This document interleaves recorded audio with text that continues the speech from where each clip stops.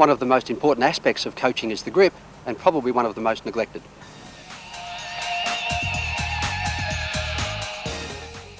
To identify the fact that the athlete is holding the stick correctly, one of the first things to look for is the V of the right hand pointing directly up to the right shoulder.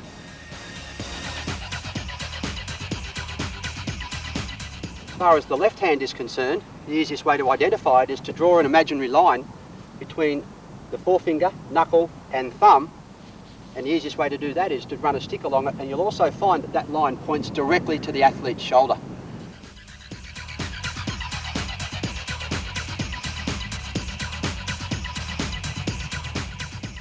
So why is the grip so important?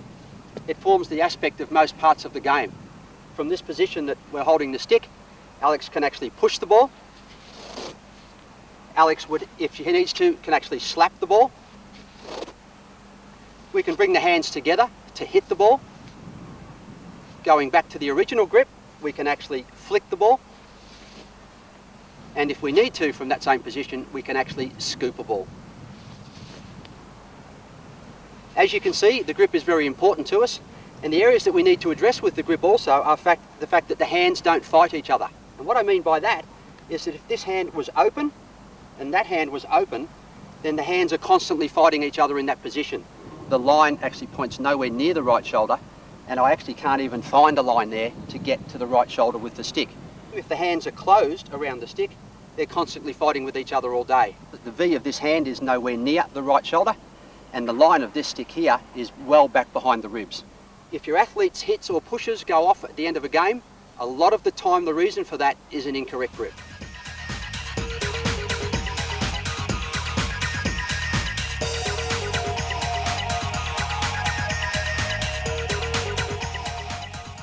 So let's look at the correct coaching technique for the push.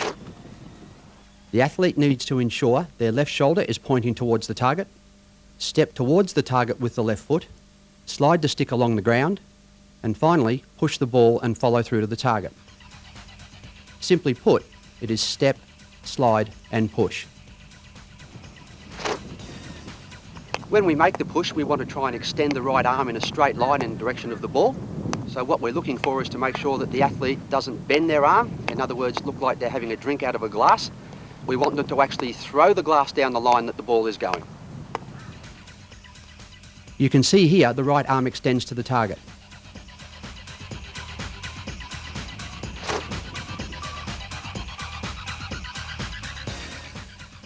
Here you can clearly see the player's arm bent, just like they are having a drink. This results in the stick finishing over the left shoulder rather than at the target. Another common problem is the hips coming through too early. This results in a lack of direction and strength. So let's once again look at the correct technique. Simply put, step, slide and push. Here you can see the players starting at the 4 points of a square. Two players diagonally opposite each other dribble to the middle of the square and pass left. Watch for the player staying nice and low and a good pushing technique. You will notice spare balls at each marker. If a player makes a mistake, they have another ball there to grab immediately to keep the drill flowing.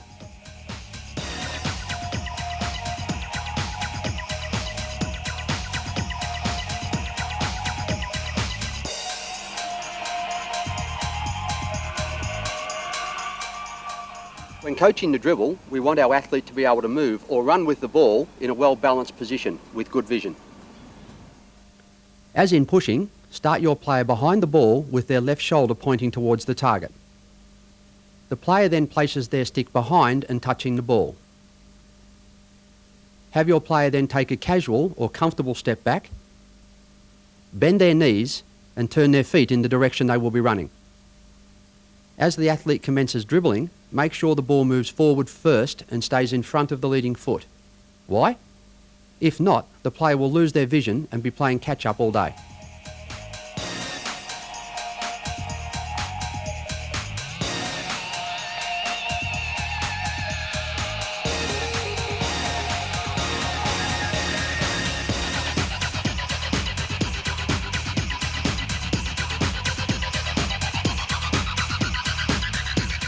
Here you can clearly see the player's feet moving first and therefore leaving the ball behind.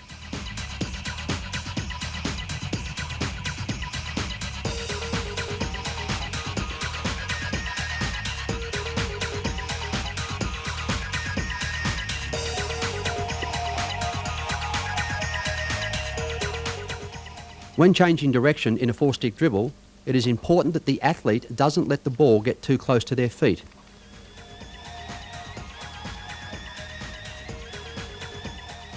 So how do we coach it?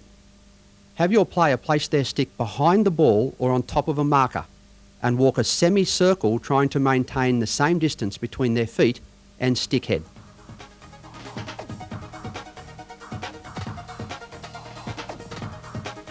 Here, the player does not maintain the same distance between the ball and their feet as they change direction. You can see how difficult it would be to dribble the ball in this position.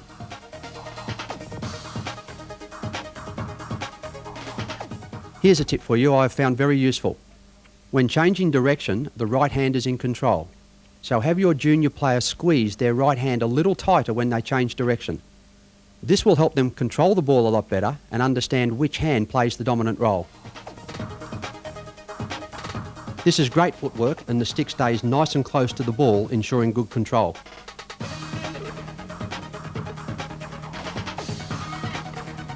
To assist with vision, have the player identify something as they dribble.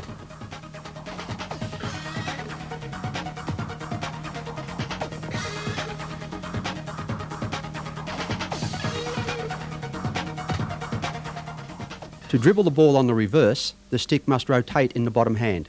To do this, the player must loosen the grip of their right hand. The left or top hand rotates the stick, and then the athlete re-grips the stick with the right or bottom hand.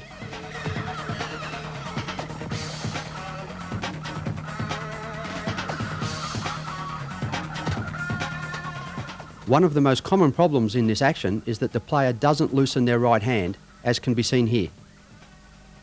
The easy way to fix this is by simply placing the inside of a toilet roll over the stick, making the rotation very easy.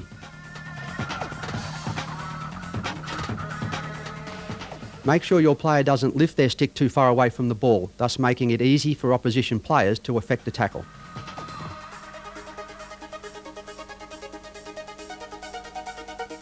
Have your players dribble through markers, keeping their stick as close to the ball as possible.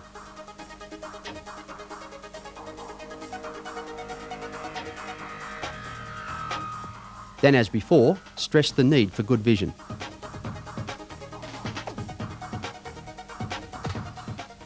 In this drill, concentrate on a nice smooth action.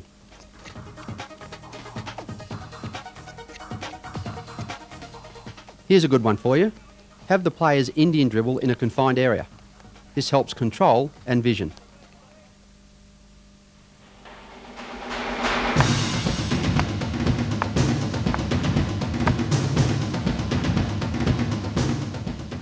Hitting is probably one of the more difficult skills to coach our young players. It requires plenty of practice from the athlete and lots of patience from the coach. However, once mastered, forms a major building block in our game. As with a number of skills in hockey, I find it easier to build the skill from the ground up. With the hitting action now a lot more rounded, starting your player on their knees will prevent them swinging the stick back in a straight line. If they do, the stick will just hit the ground. Have your athletes swing the stick in an arc around their body. Make sure they cock their wrists in the backswing and have a good follow through. Hands must stay low in relation to the turf. The next stage requires the player to now extend their right leg behind them, simulating a step taken back. Finally, the player now places their left leg in a comfortable hitting position and continues the swing. Getting into the correct position for the hit is easy if you follow these simple steps. Place a marker where the ball will be and then take a comfortable step backwards. Place another marker of the same colour in this position and then step to the right. The white markers represent all the contact points for the hit, with the blue representing a no-go zone. The player then commences the hitting sequence by stepping forward from marker 3 to marker 2 with their left foot and hitting the ball off marker 1. You will notice that contact with the ball is made opposite the instep of the left foot. If your player prefers to step to the ball on more of an angle, simply move marker 3 back half a step and now commence the action from this position, with the right knee finishing close to the ground. So let's see how it looks on the run. You can see that Liam has identified the target well before the hitting sequence commences.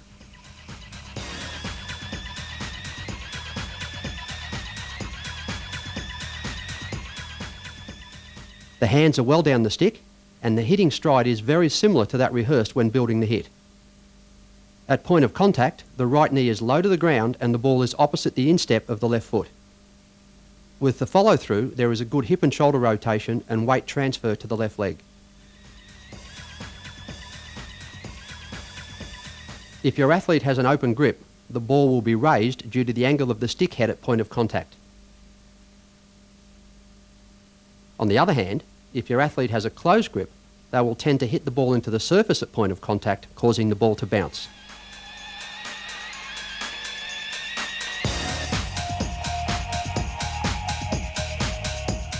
Have your athletes hit over a distance, trying to hit a marker in between them.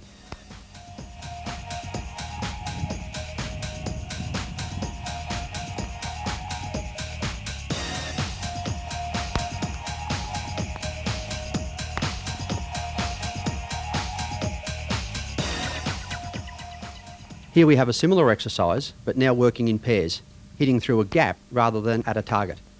Once again, you will notice that there are spare balls at each end of the drill to allow for any mistakes made. As mentioned, this just keeps the drill flowing.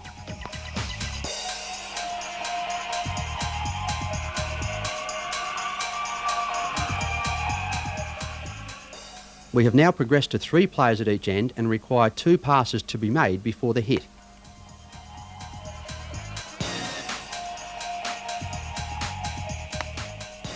Here's a simple one introducing some competition. Player can only pass square once before hitting either straight or diagonally. The player in the middle goes for the intercepts. Or if a player throws a bad pass, they can then become the middle player.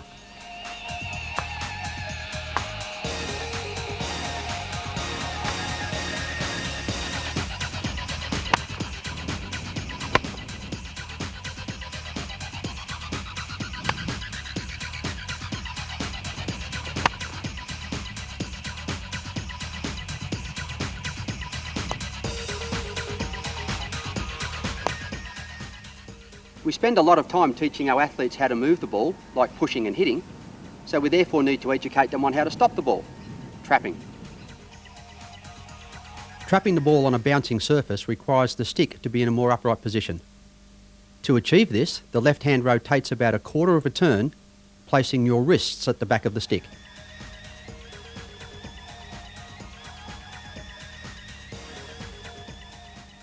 An upright stick assists the trap if the ball bounces, and angled forward will prevent the ball from deflecting up at the player. The trap is made with the ball opposite the instep of the left foot and the eyes over the top of the ball.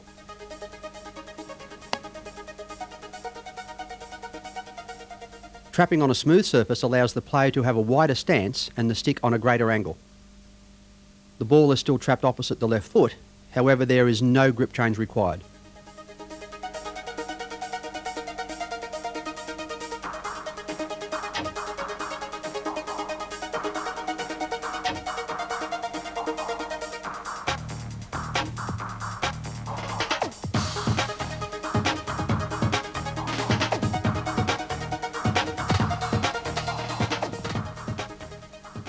As with all traps, the bottom hand is well down the stick to provide a solid base for the trap.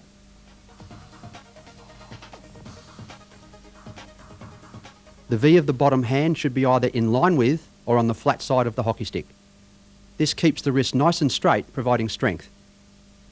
With the V on the rounded side of the stick, the wrist is bent and provides less strength.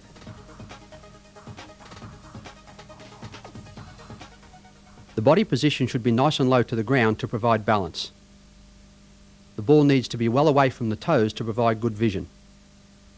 When trapped, the ball should be in line with or outside the line of the left foot, and the stick on a slight angle to prevent the ball from deflecting up off the head of the stick.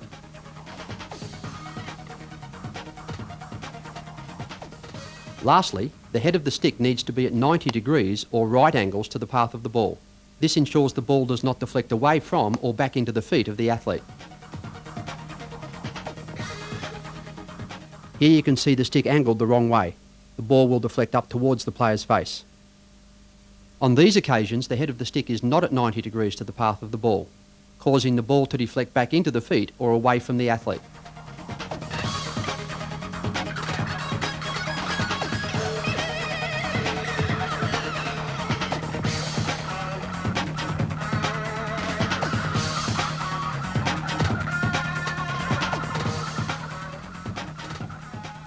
Most free hits awarded in hockey revolve around tackling. It is important that we coach a good, clean dispossession. I'm sure what follows will help you in this area. To effect a block tackle, the athlete needs to be low and well balanced. Feet need to be well apart with the stick very close to the ground to avoid the ball running under the stick. The tackler needs to keep the ball runner on their four-stick side. An easy way to ensure this with your junior athletes is to have the tackler line their right shoulder up with the right shoulder of the opposition player. Prevent your player from rushing the tackle. Be patient and have your athlete effect the tackle when they are in a position of strength, not the opposition player. When tackling in an upright position, to accommodate a change of direction by the ball runner, good footwork is required. Here you can see the defender avoiding being caught square to the attacker with good sharp footwork. You will also notice that the defender keeps the head of the stick close to the ground, eliminating the possibility of the ball being thrown onto their feet.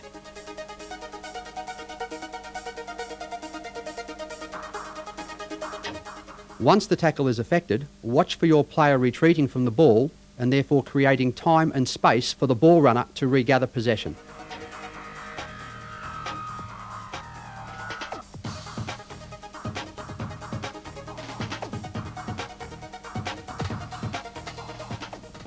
When block tackling on the reverse, it is important that the athlete is nice and low to maintain strength and balance and the right foot is forward.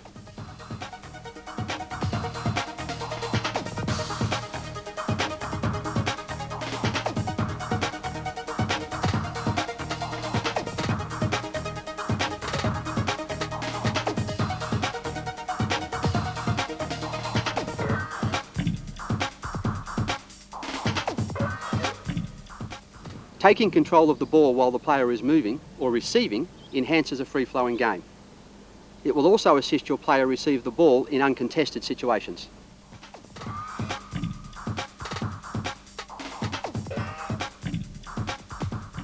Here the player is on the move and going forward.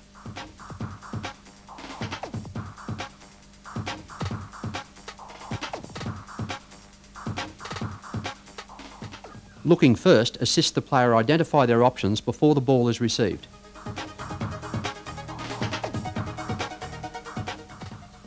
The ball carrier simply dribbles towards the player on the next point of the square.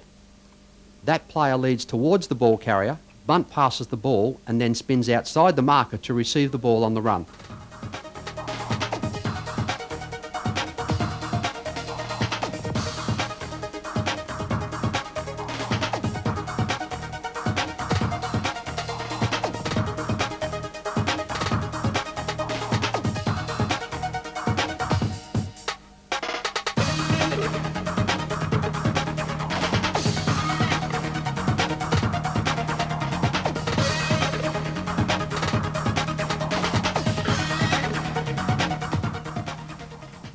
There are two things in a game of hockey that draw a roar from the crowd. One is a good save by the keeper, the other is a great goal being scored. Goal shooting requires specialist skills as there are a number of different shots to choose from. I hope these tips help. At a beginner's level, it is important for the athlete to understand the mechanics of goal shooting. 1. Being ready. 2. Know where the goal is. 3. Shoot at the first opportunity and quickly. And 4. Be on target. Being able to shoot off either foot is definitely an advantage.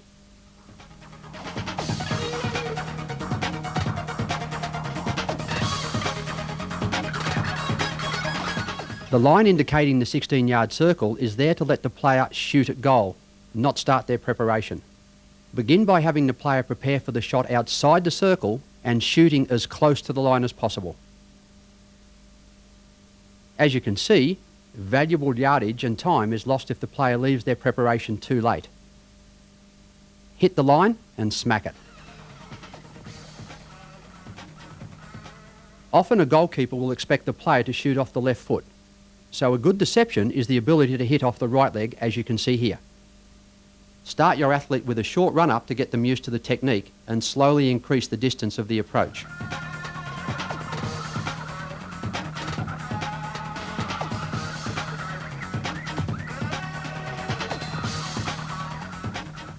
In this drill, the coach needs to emphasise the player staying down on the ball. In other words, not standing up after they receive possession.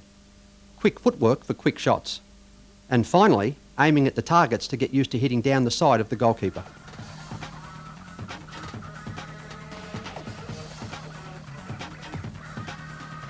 If your player is unsure where the goal is when they enter the circle because their eyes are on the ball, here's a good tip for you.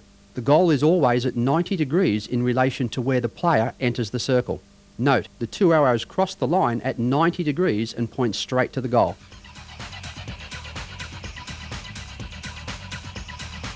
The game of hockey is very complex, and this video has attempted to address most of the basic skills fundamental to the game.